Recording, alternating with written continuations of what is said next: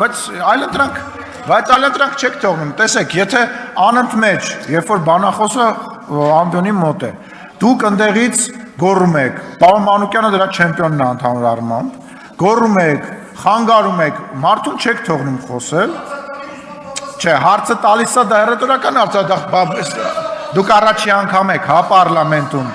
Երթադրում եմ, որ առաջի անգամ եք պարլամենտում, որտեղ սենց ազատ պարլամենտ երբևիցե չի եղել, պետք չի, խոսելու տեղը ստեղ է, սրանից հետո, եթե